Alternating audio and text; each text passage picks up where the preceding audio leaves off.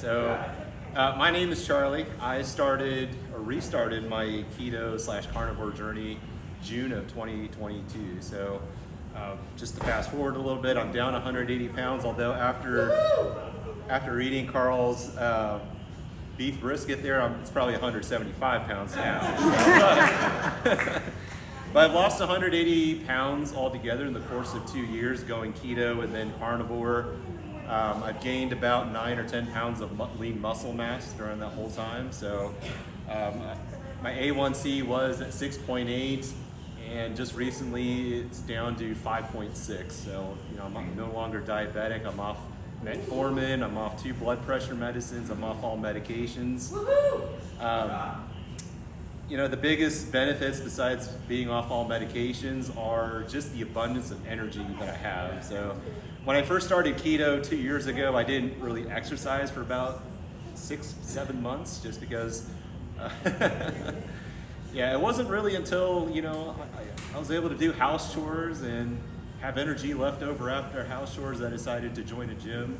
So, throughout this entire journey, I've always had like an abundance of energy, which has really, helped me out. So that has allowed me to, be more part of my daughter's life, versus when I was over 400 pounds.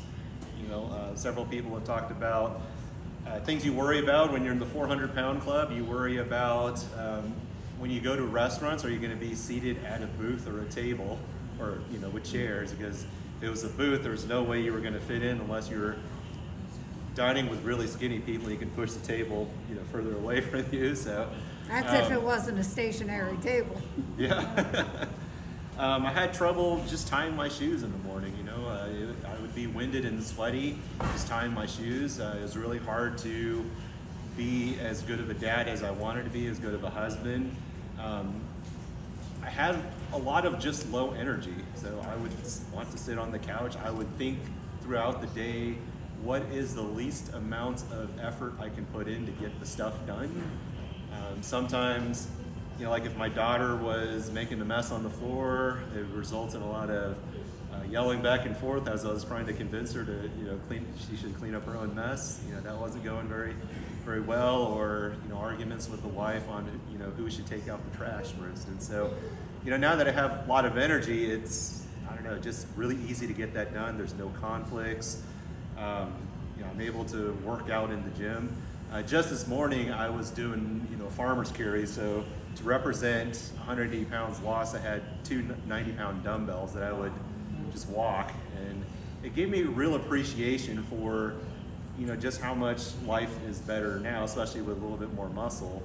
That 180 pounds is really tough to walk with in perfect form.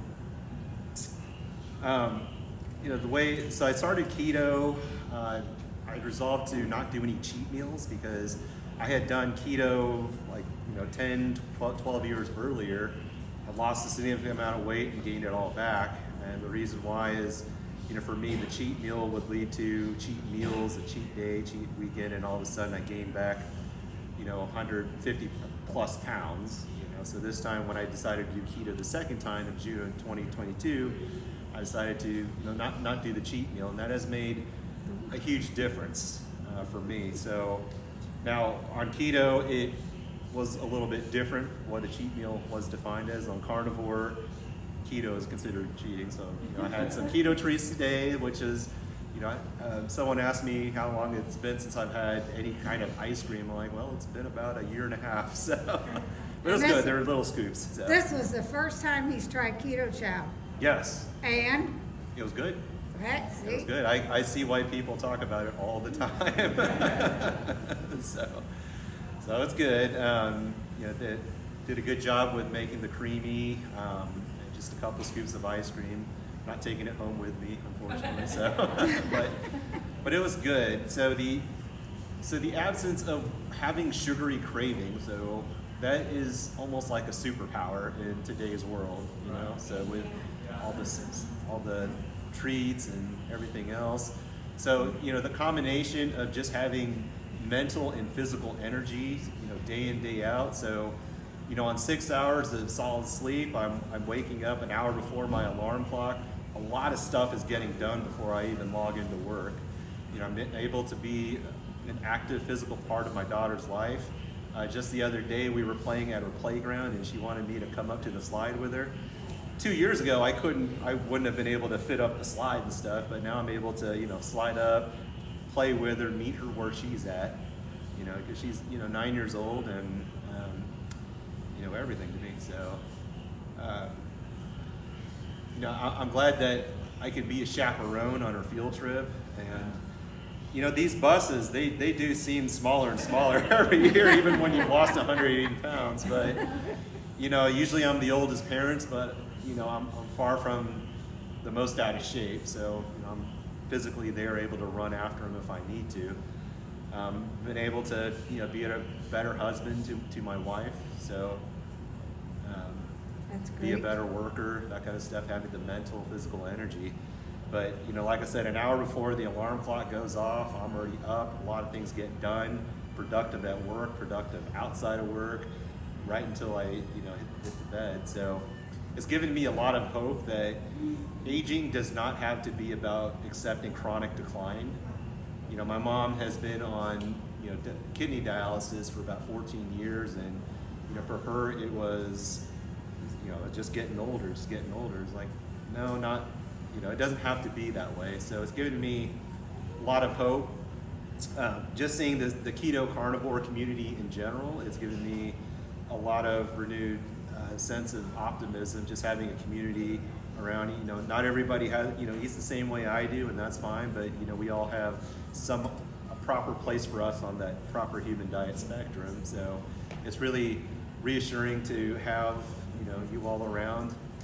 Who knew that, you know, eating a bunch of meat and, you know, things that are not junk food could bring about so many people together that probably wouldn't have met otherwise, you know. So it's, you know, cool that we have this common health journey together, and it's something that I don't take for granted. So like I said, you know, now I think, you know, when I think about retirement, I think not only the finances, but how am I going to live, right? So if I have all this money but I can't physically enjoy it, then what's the point of having it? So you got to be there mentally, physically, and I'm really looking forward to seeing, you know, what life has to bring. So my message to everybody else is, you know, somewhere along that proper human diet spectrum, from, you know, low carb, keto, ketovore, carnivore, somewhere is a place where you belong, you know. So you know, it's not just about the weight loss. I mean, that's a milestone, that's a point in time, but it's about the energy that you have to live day in and day out, that, you know, you age better, you feel better. I haven't been sick in 2 years. You know, I used to take allergy medicines every day. I no longer have to take any medicines, you know, over the counter or otherwise. So, you know, those are things that give you freedom as you age. You know, I want to be able to carry my own groceries in one trip into the house, you know, be able to do house chores, things that I took for granted when I was 180 pounds heavier, that I'm not going to take for granted anymore. Thanks. Thank you.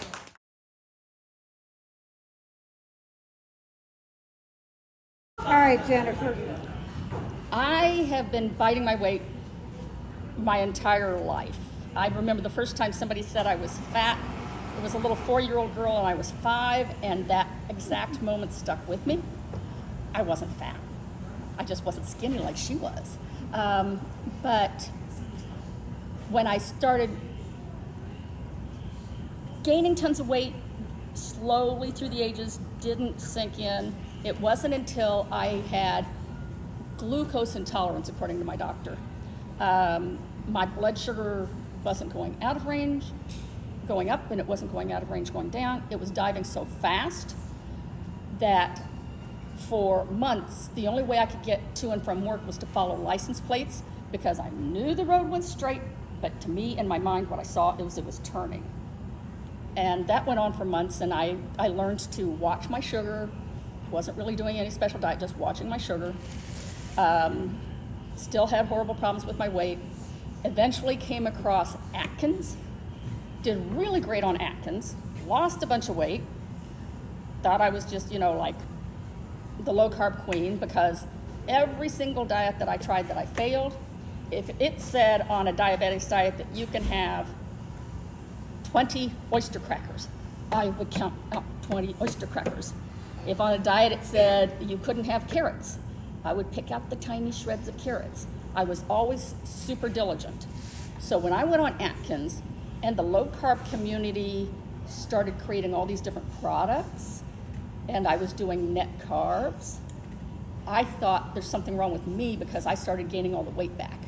I was still doing 20 net carbs because I couldn't seem to lose weight if I went past what they called induction at 20 carbs. But 20 net carbs, can be 150 total if you're manipulating it too bad. So I was gaining weight hand over fist again, and I went up and down with everything. And by the way, I was gaining weight uncontrollably on 1,000-calorie diabetics diets. None of it was working for me. I was exercising, like I did speed walking 4 miles a day, and then rode my bike 8 miles a day, 6 or 7 days a week for probably at least 7 years. Your body's not meant to bear that when you weigh so much. Destroyed my knees, destroyed my back, developed an awful lot of arthritic problems, in tons of pain, couldn't be very active with my family. Worked my way all the way up to 420 pounds. So yes, I've been in the 400 club. Kept trying all the different diets, but my husband developed early onset Alzheimer's. That takes up all the air in the room. So I was lucky to find time to make myself a low carb tortilla with some turkey and cheese. I had 2 of those twice a day. That's what I ate for about 3 years. I was losing weight slowly even doing that, but I probably just wasn't getting even enough calories because there was no time. But his last couple of years, his Alzheimer's took him down a very, very aggressive and violent road. So I was in total fight or flight mode for at least 2 years. By the time he passed away, I just finally I was no longer the protector. I just fell apart. I was in PTSD for like about a year. I couldn't string 2 words together to form a sentence to talk to my children. I not only didn't care if I lived or died, it wasn't like I was suicidal, but I would pray for the sweet release of death because I was in so much pain. You guys see the physical damage that 35 years of being pre-diabetic has done to me from nerve damage. But what you don't see is I also had a couple of things you probably never heard of. Chronic paroxysmal hemicrania. It's a severe, rare headache disorder. Trigeminal neuralgia, which is a severe facial pain disorder. And trigeminal neuralgia is also known as the suicide disease because it's known as the worst pain known to medicine. When that pain hits, your brain is so preoccupied by the pain, you can't see, you can't feel. I would just fall to the ground like a sack of potatoes. I was on multiple medications for a cocktail for that, and for all my arthritis, and for blood sugar, and all that business. But after he passed away, and I didn't care if I lived or died, I would do stupid things like, I never really had a sweet tooth, but I would buy the party pack of Reese's peanut butter cups, eat the whole thing in one day, the entire thing. How I didn't go into a sugar coma, I have no idea. But then at one point, I was starting to think, maybe I care about my health. And I stumbled across something by Jason Fung about intermittent fasting. And I thought, well, that's how I was losing weight. I was accidentally intermittent fasting. I didn't know. I was accidentally going back on keto or low carb, which of course in Atkins they didn't call it that. So I stumbled into it. I started focusing on it. I started focusing on my health. That completely pulled me, within about 3 weeks, completely pulled me out of my depression. I not only cared if I lived or died, my kids had no idea who I was because my personality was back to like when I was in my teens. Because, hey, loved Hubs, but he was very controlling and he had the monopoly on mania, so I was like the prison warden of the household. But I felt so much better physically way before the weight was really melting off. On top of that, the 4 medicine cocktail I took for the facial pain that was only taking away maybe half of the pain. I can't even tell I've got it anymore. I still take 2 of those medicines, but I don't have to take the other 2. Between those medicines and all the ibuprofen I took for all the arthritis I have, I ended up with a severe stomach bleed, and the doctor said, if you waited till morning, you'd be dead. So Jason Fung led me to intermittent fasting, but he also led me to Dr. Berry, and I learned all the wrong things I was doing with keto. That started really helping. Found beef, bacon, butter, and eggs, did that for like a year and a half. I know you guys think it's torture, but I love it. I do have some heart issues that the medication has caused me to rebound, but I finally got to where I'm no longer gaining weight, being patient, know what I gotta do, try to get back on the downward slope, and maybe one day, I don't expect perfection to heal all the nerve damage, but maybe one day I'll have the strength to better carry my body, because yes, some nerve damage can repair with autophagy and so forth. Sometimes there's too much damage. But even when we go on like the low carb cruise and stuff, I got to worry whether or not I have the strength, even with help, to make it up steps of a transport bus. So there's no turning back. I can't go play if I don't keep doing this, and I am not willing to put up with the pain again. I've lowered my A1C to normal range. My blood pressure is in normal range. My cholesterol was over 350. Now it's a total of 133. And the heart problem I have is called microvascular disease. But because of the way I eat, my CAC score has actually gone down 33%. And doctors will swear, most doctors will swear that can't happen. So there's no turning back.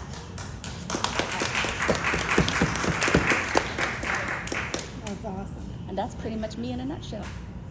Alrighty. All right. I'm Dustin. Some of you may know me as Keto Simple. I have a YouTube channel. Most of my story is out there. I started doing keto in 2016 with my wife. I started as low carb, but we didn't really know what low carb was. So we were probably doing like 150 total carbs a day. As we were searching for recipes and all that stuff, we kind of came into the keto sphere with recipes and such for like epilepsy, because that's really what was out in 2016.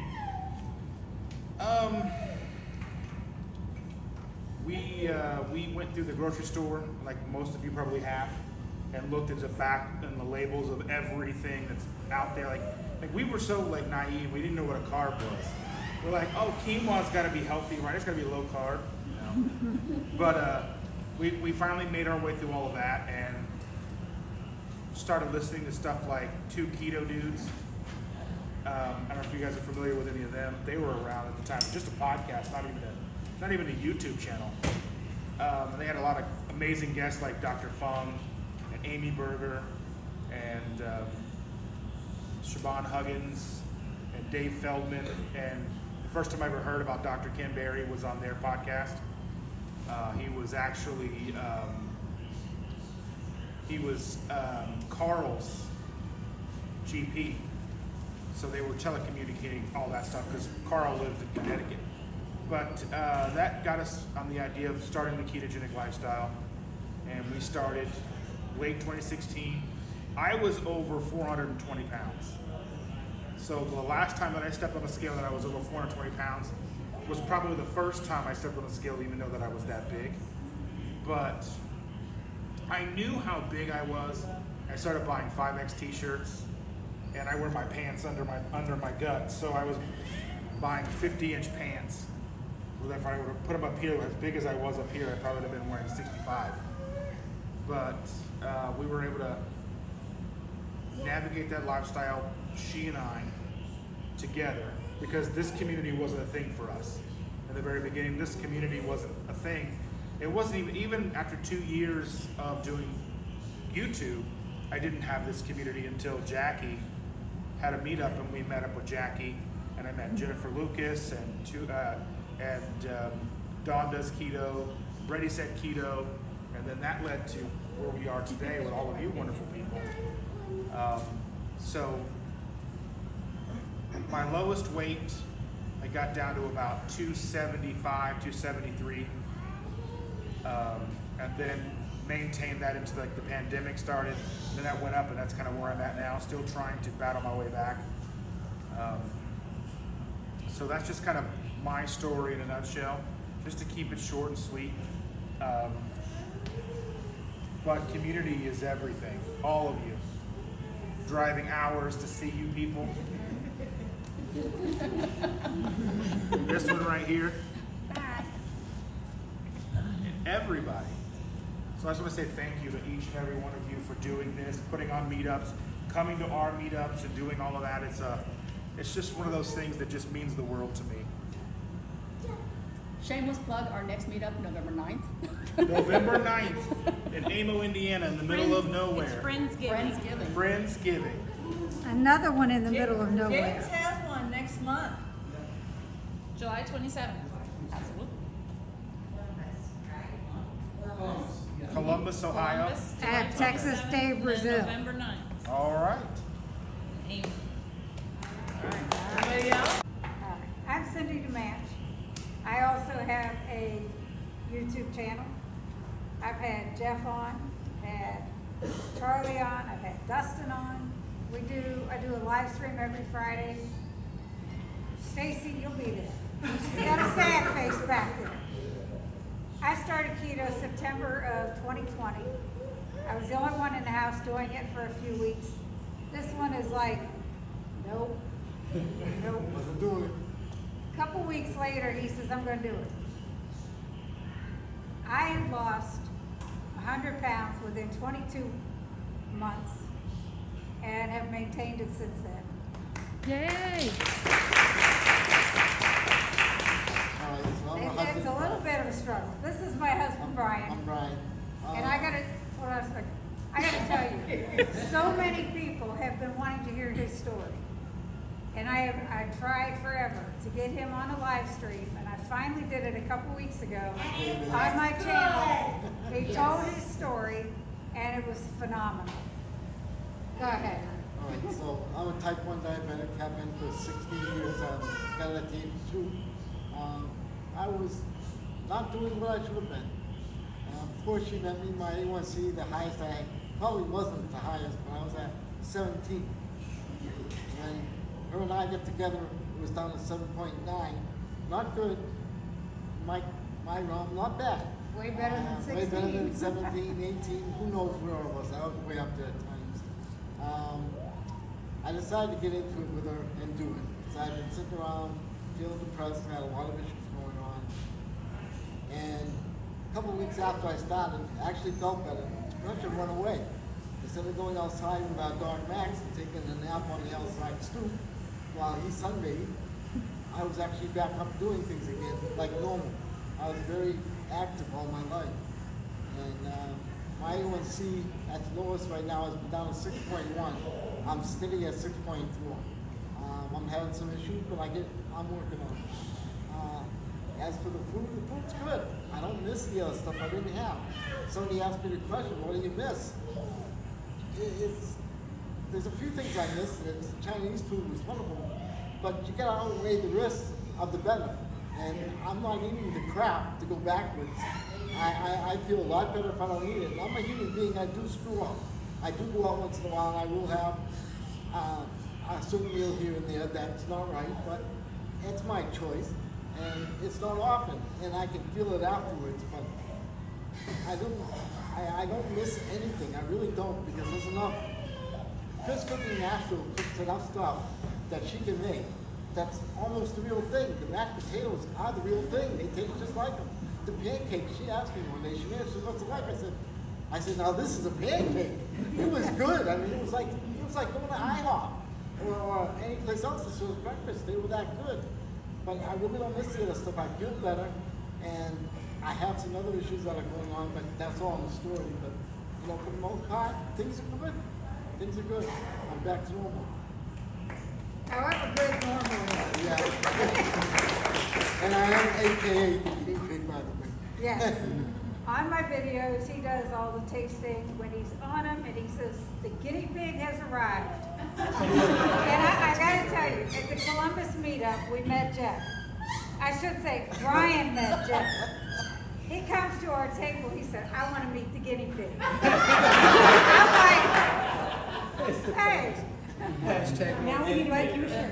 Yeah, it was great. There you go, new hashtag, more guinea pigs. Hashtag more. There you go. But he's great. I mean, he has, his other issue is cervical dystonia, which is symptoms similar to Parkinson's. He's had deep brain stimulation surgery to help with to control it. It runs off of an iPod. And if you turn that iPod off, he cannot walk. Pretty much confined It's to pretty wheelchair. rough. Cindy, do you play with that? Right? Do you play with his iPod? No. Let me tell you, I've seen it. I have seen it with him having to turn that off, and it was the most horrifying thing. So no. I like turn it up a little. Oh, no. He tries to fine tune it sometimes when it gets bad, and it gets worse. I'm like, leave it alone, dude. You can overcorrect it. Real quick. When he first had his surgery, and he had the surgery done, then he had to go back in and have another one to put a battery in, because he has leads that are in his brain hooked to a battery.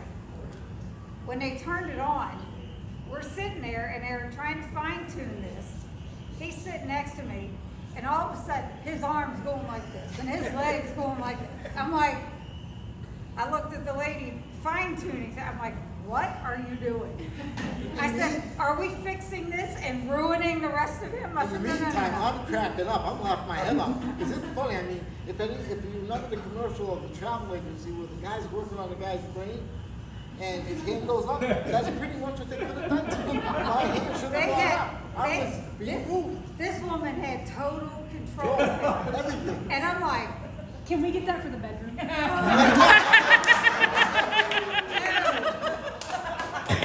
it was so ridiculously bad.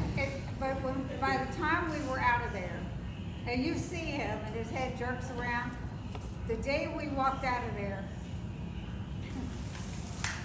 his head was not moving. And we were both, We're crying. I was so happy. I was crying. it was such a godsend. And as for now as this, I don't complain. I don't do anything. I've accepted what I have. And that's something you have to do. You have to accept who you are. And forget about what anybody else thinks when you go outside. Just go and do it. It's not their problem. It's your issue. And if they're gonna laugh at you, just turn around and forget it. Just walk away. Because they have no clue what you're going through. Matter of fact, we have no clue about what anybody's going through out there. You can have things and it can be hidden. Nothing is very visible at times. So we don't know who's got what. So you have to treat everybody with respect, dignity, and just, like I said, just let it go, deal with what you got. And as me, it doesn't bother me. It's who I am. You're beautiful. She knows that. We love you.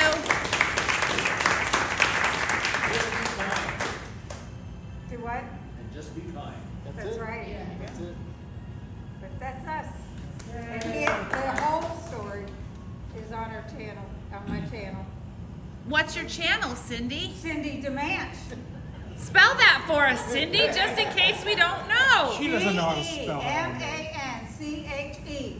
That's Demanch. Yeah, if you can't spell Cindy, you need to go back to school.